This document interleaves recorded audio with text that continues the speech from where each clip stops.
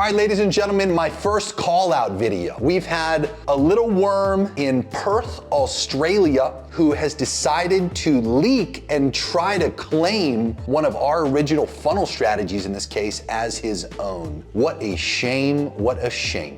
So, benefit to you watching this video today, you're gonna learn in its entirety as if you just paid for a course, my DSL, my Deck Sales Letter Funnel Strategy. It is an incredible strategy. I'll go through all the details of how it works, why we initially started testing it, and just the background on the whole thing. I do wanna give a huge shout out, by the way, to my co-creator of this specific strategy, Josh Troy, which is a guy from Wires from Strangers. You've heard me talk about him many times on this channel if you're a returning subscriber and watching my videos again. Josh Troy runs the only sales agency that I find straight up value from. Josh is an incredible operator, very serious person, and gets very consistent results through his sales agency. I love talking highly of Josh. He does consistent, great performance. We've done $1 million a month deals again and again and again. So again, if you're new to the channel, welcome in. My name's Jeremy Haynes. All we talk about on this channel is how to hit $1 million a month. By the way, we just hit our 40th today. We had 3 people in the Inner Circle program this month in December that had hit their first $1 million a month. So we're up to 40 now. We have 40 different businesses over the last decade, and we've helped get to $1 million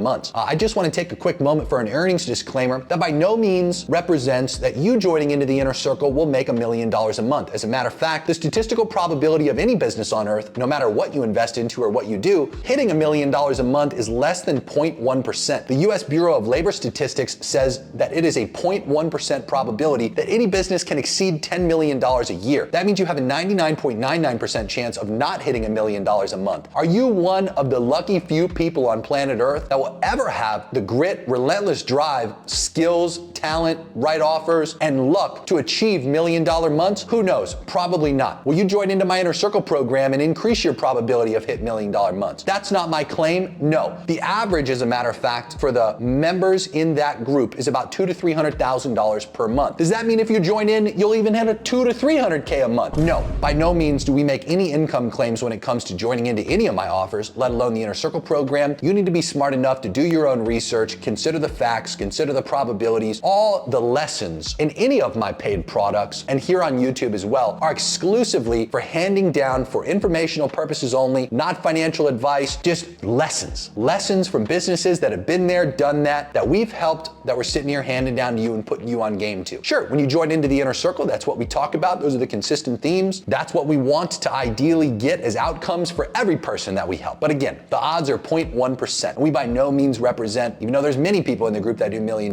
months, that you will be one of those people. Quite the opposite. You have a 0.1% chance. So without further ado, ladies and gentlemen, let's jump into today's topic. And excuse me for such a long-winded intro there.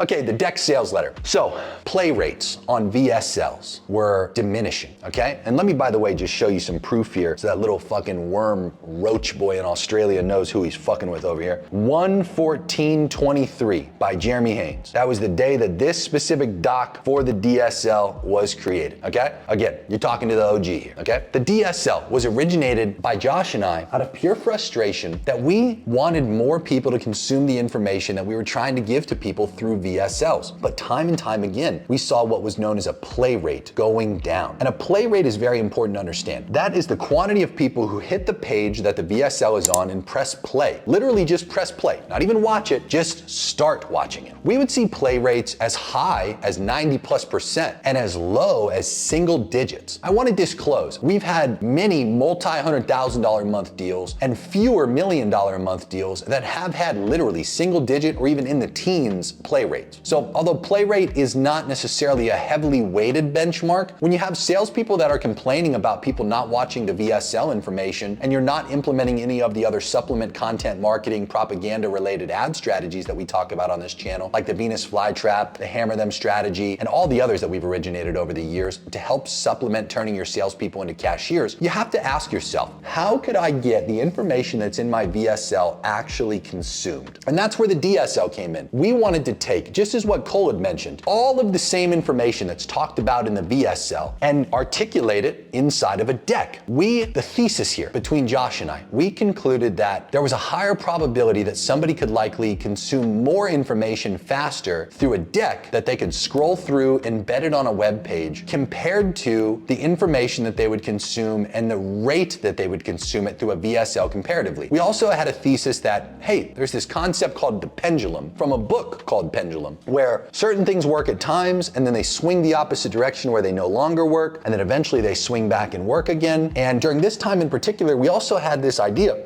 could VSLs just be on the opposite end of the pendulum right now, where people are no longer consuming them? Kind of like how live events like webinars and challenge funnels worked. They had their absolute heyday and were crushing it. And then they had a long drought that seemed like it was years long, where they just were suffering and not getting nearly the result that they were. And then vice versa today, they're in their heyday again, or at least swinging back into their heyday and working tremendously well again. So during this trough period of time where we just wondered, are VSLs suffering from the pendulum effect? Are people just tired of VSLs? What could we do to test against that and get this information consumed? We decided to condense VSLs into a deck, and we've done this many different ways. We started by doing exactly what Cole Gordon and I were talking about to each other that he decided to execute on when he learned about this strategy. Take exactly what's talked about in the VSL and just turn it into a deck. And if we turn it into a deck using a tool like Google Slides, and there's many other softwares that you could do this with, and we embed that right onto the page in place of the VSL, would that work better and would that get us a higher consumption rate? And the answer was yes. We saw that by statistically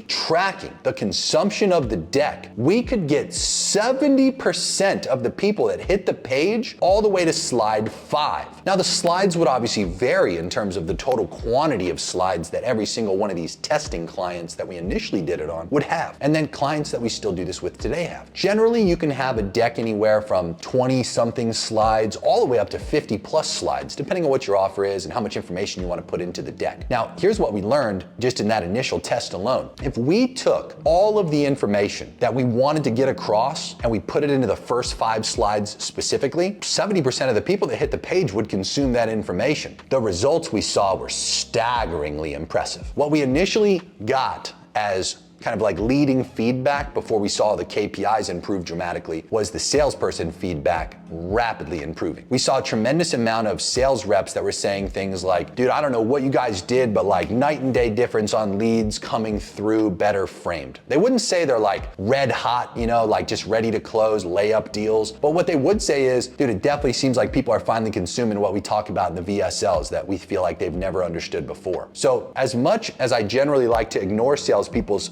feedback because generally it's not valid with how they articulate it, that feedback was very true. And the transition of testing the deck was well worth it. So what we did is we turned it into a strategy. We called it the deck sales letter. And the deck sales letter consists of a few different approaches. You can either take your existing VSL, transcribe it, make it into a deck with words and visuals. And keep in mind, you have to remember that pro tip. No matter what order you think you should put all the information in, try to keep it like an executive summary of the entire deck for the first 5 slides. That way, a majority of that information that you're trying to get across gets consumed. From there, just treat the rest of the deck like as if the person read the executive summary and wants to read the entire book now. That's where you can really be more elaborate, more, just again, articulate with whatever it is you're trying to get across. Okay, what we also then did, keep in mind, as a marketing agency over the years, we had 2 different strategies that we liked a lot. One of them was this strategy that we referred to as the mini webinar. We just got tired of like these 2-hour-long webinars, and we shortened it all the way down to anywhere from like 5 to 15 minutes in most instances. Then we came out with what we called the mini webinar 2.0, which was specific to make money offers. If it was some kind of anything that involved a financial investment and return, we would use the mini webinar 2.0. Mini webinar 1.0 is more of like a generalized template that a lot of our clients could use to create flow easily and walk people through information in a sequence that makes sense and has a high probability to convert folks. VSLs are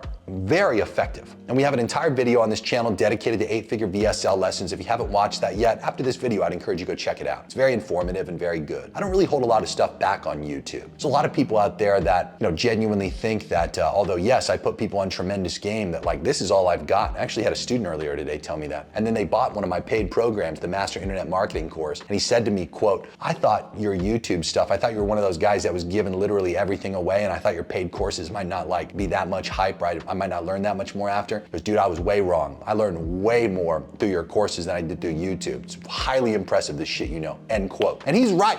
I put people on plenty of game through our paid offers, like our Master Internet Marketing program and our Inner Circle offer. I always encourage people, if you're rich and trying to get a hell of a lot richer, the Inner Circle's great. Twice a month, we do one-on-one calls, weekly group calls that you can request the topic of. We have our group chat on Telegram, rich people trying to get a hell of a lot richer. We also have our quarterly in-person masterminds right here at the Penthouse in Miami, Florida. Let me get back to the deck sales letter. This was working very well. Whether it was a VSL that was transcribed, a mini webinar, or a mini webinar 2.0, this was crushing, okay?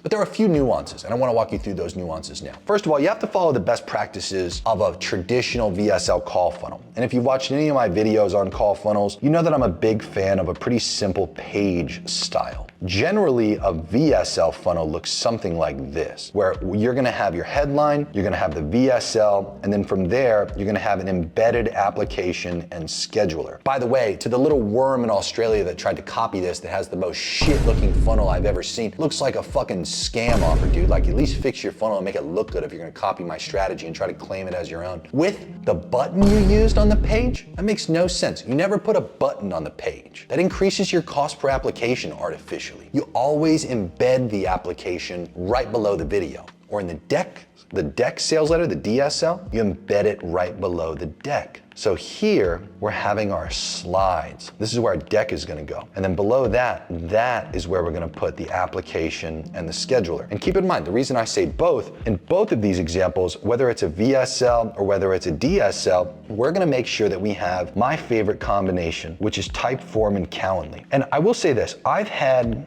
again and again and again, with my own 2 eyes and all of my Inner Circle members' eyes, we've tried to prove it wrong, okay? We've tried to find another software combination that's better.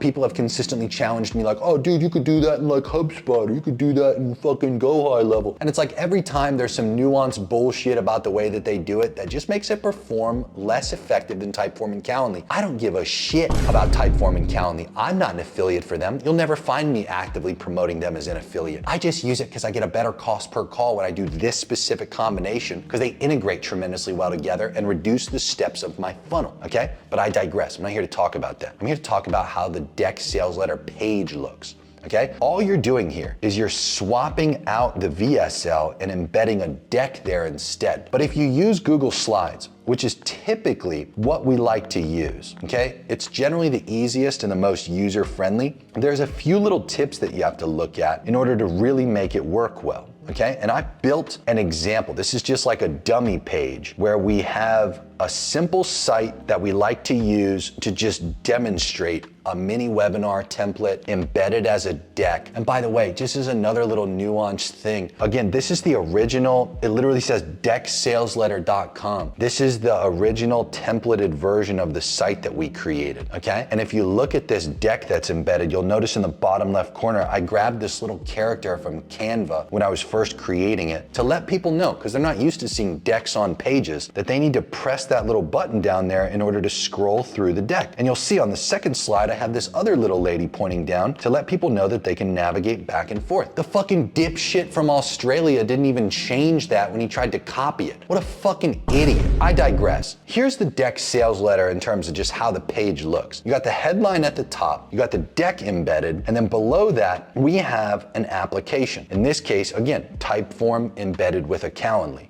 Okay? You wouldn't traditionally have this button. We just use the button there as an example to take you to the following steps of the funnel so you could go through the template. If you actually read through the SOP that we have for this thing, we articulate that in there in comparison to learning from dipshits who try to copy strategies, the copy and paste personal brands out there who leak 10-minute videos on topics that they have no fucking original thought on. What a shame. Anyway, okay, so the deck sales letter. Here's how it ends up looking. This is an embedded Google Slides presentation. So you build the DSL in Google Slides, and then you make sure that you put these little people in the bottom left so it tells people this is how they navigate. And this is what I mean, by the way, where I say that people get all the way to slide 5. Slide 5 is the average of how far people get into the deck for 70% of the folks that hit the page. We still have a lot of statistics for how many people get to the very end of these things, but you can see like it's just rapid to be able to sit here and consume all the information on all this stuff. Okay, anyway, once you actually have your DSL built, the actual deck itself, you gotta go build the page. Generally, the easiest thing to do is just copy and paste your actual VSL call funnel page and swap out the VSL for a deck. You can, I get like some nuanced questions at this stage, like, could I use it on any page that has a VSL?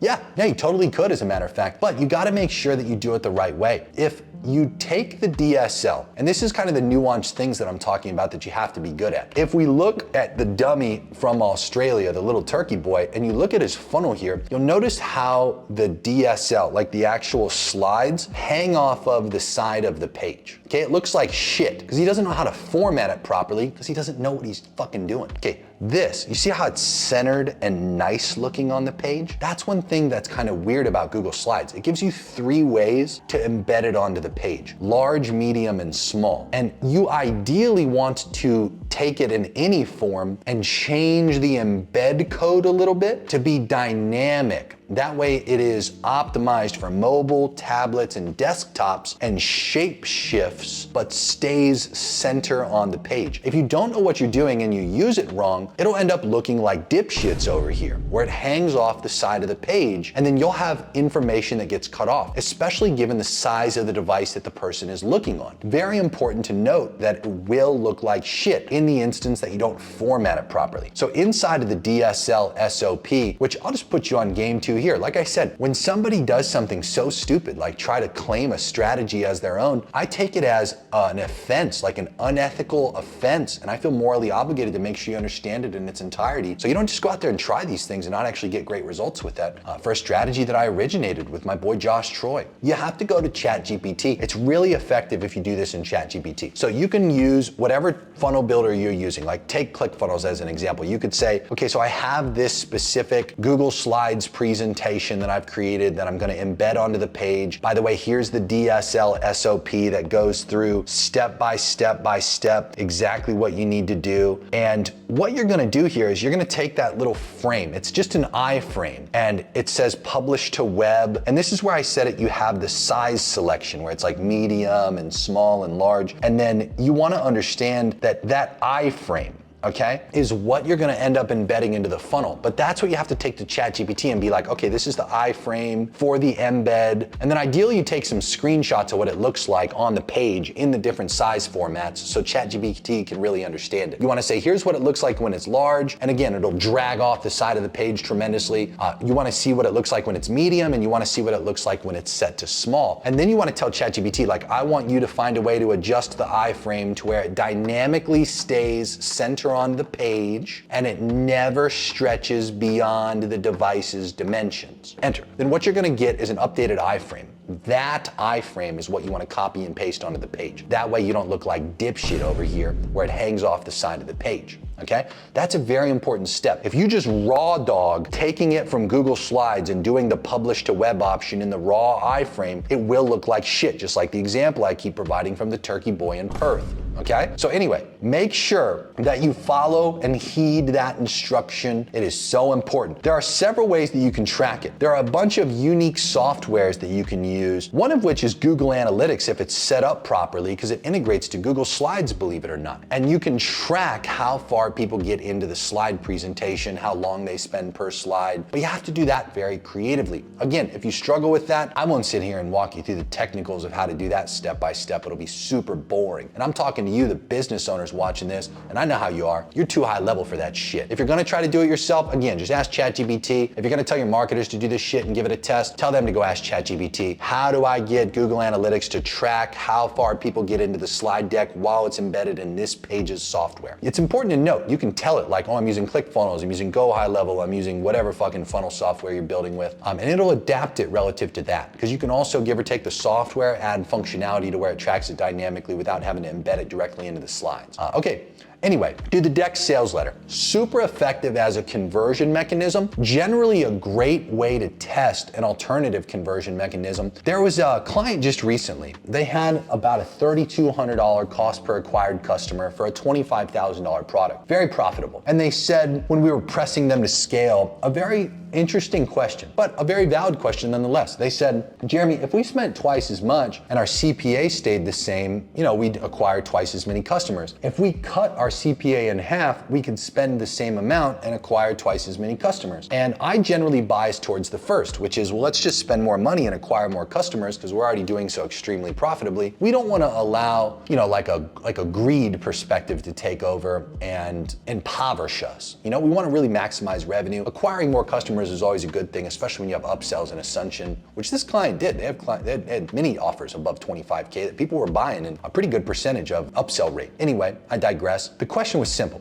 How do we cut the conversion cost of acquiring customers in half? And the answer was pretty simple. You don't generally split test your way there. A cost of a customer getting cut in half at scale is pretty hard to do with split testing what you've currently got against iterations of itself. If I split tested variations of VSLs or variations of headlines, I'm generally not going to eventually see half of my cost of acquiring customers all of a sudden materialize. But you know what does have a high probability, or at least a higher probability to make that possible? Split testing conversion mechanisms. So when it came to KPIs for the DSL, it was fucking sweet. Outside of the leading indicator of salespeople giving us feedback that leads were coming in, consuming the information that would otherwise not be consumed through a VSL, which is typically what you see first, we started to see cheaper costs of qualified calls coming through the DSL. We started seeing, and this was the most surprising one without using any kind of hammer them strategy, any additional emails, just the change of the VSL to the DSL, started seeing a higher show rate as well. It was quite interesting. It was as if people were, obviously from not consuming the VSL,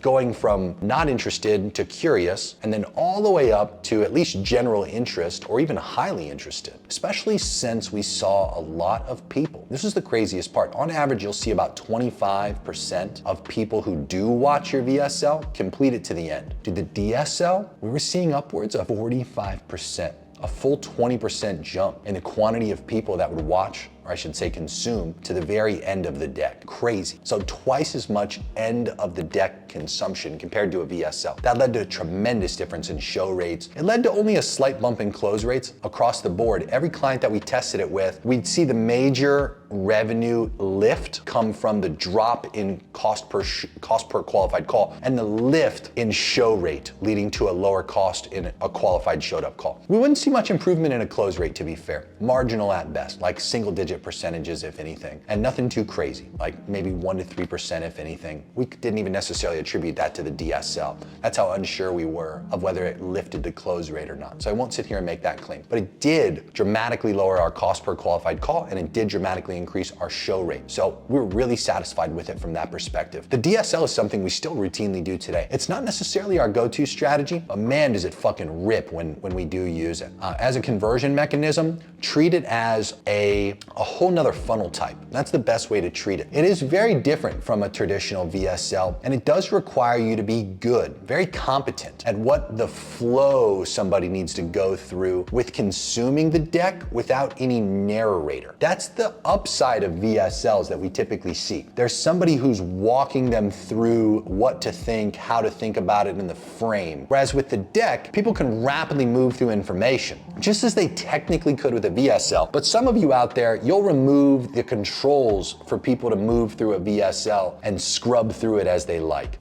With a DSL, keep in mind, they can move back and forth through that deck as fast or as slow as they want to. So that changes the consumption a little bit. You have to keep that in mind with the deck. You gotta be willing to test it in a few variations in order to get the type of results that we've talked about here today. But I mean, man, we are big fans of the DSL. I hope this video has been quite helpful to you. Per usual, I would encourage you to go check out the other videos on my channel. I hope you've enjoyed my first call out video of a turkey. I didn't want to use the guy's name. I didn't even want to show his company logo or anything like that because I don't like to float dumbasses power. Quite the opposite. We like to strip them of any kind of power. I hope you understand. I don't do this from any other intention than just try to help you out. Sure, my ego's offended a little bit that some little worm out in Australia tries to just blatantly copy a funnel strategy from us to get 1,000 views. But regardless, when something like that happens, it feels like an ethical responsibility of mine to make sure that, especially as the originator of the strategy, that we get that information out there in order to ensure that people who are gonna learn about that actually know how it works in its entirety, so they don't get fucked doing it. And then when they eventually hear that people like us, Josh and I, did originate that strategy, they don't think, oh, those guys are the